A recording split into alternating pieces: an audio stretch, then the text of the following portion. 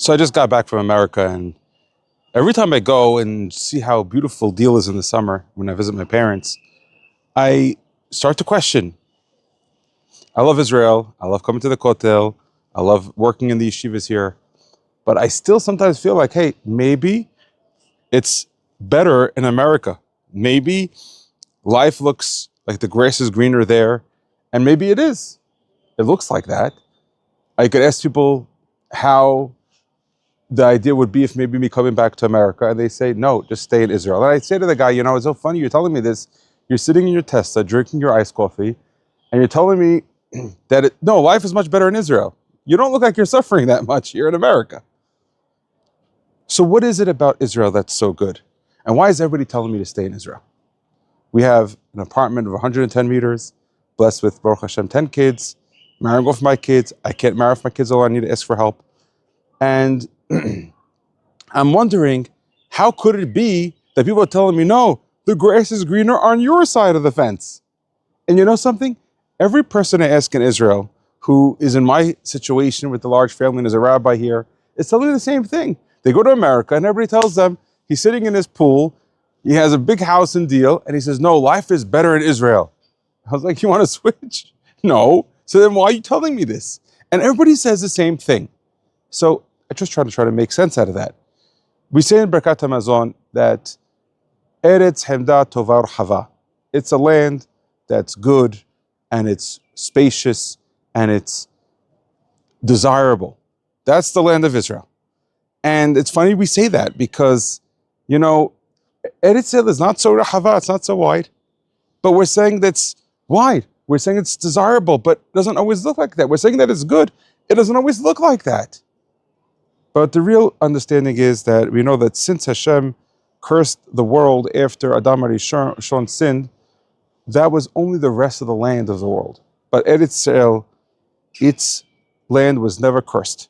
It's always going to be Eretz Tova. It's always going to be a special land, the way that Hashem wanted the original bracha, the blessing of the world, to come there. Every time somebody eats something in the rest of the world, I'm sitting in America, I'm sitting in Deal Shul, I'm eating there a bagel, I'm eating in my house, my parents' house, I'm eating bread, and I'm saying to Hashem, thank you for the food. I also have to thank Hashem for the land. We say in Birkat HaMazon, Ala Aretz V'Ala Mazon, we're saying that all the blessings that we're thanking Hashem for is not only for the food, but for the land of Eretz Yisrael. Now, why is one connected to the other? The pizza, the flour is from America. The cheese is from Wisconsin. The olive on the pizza is from Spain. So why are you thanking the land of Israel if the food didn't come from there? The answer is that the source came from Israel.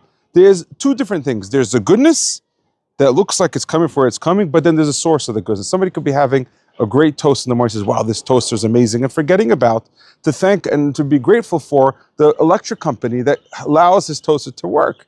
There's the blessing, wow, this is great that we have this phone, this technology, we have my Samsung phone is amazing, forgetting about the satellite and forgetting about how there were so many things that are before the cell phone, that the cell phone is just the end of the line of what I have to be thankful for.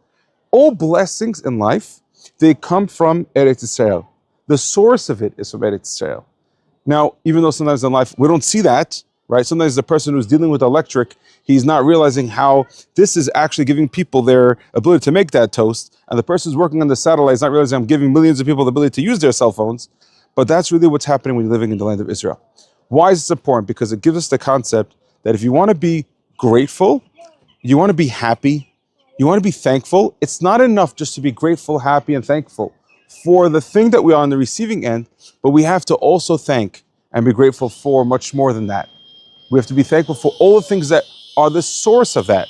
If we have blessing in the house, it's because of the woman, because of the wife. And it's because of the good things that are behind the goodness that we have, that we are thankful for, that really brings us the blessing. Say Birkat HaMazon has so much blessing in it.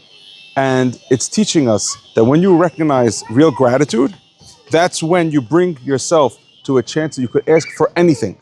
When you're saying Birkat HaMazon, you ask Rachaman for everything that you might need, because that's a time, that's a powerful opportunity for you to pray for everything you need at the end of Birkat Hamazon because you're just thankful for the sources of what you got.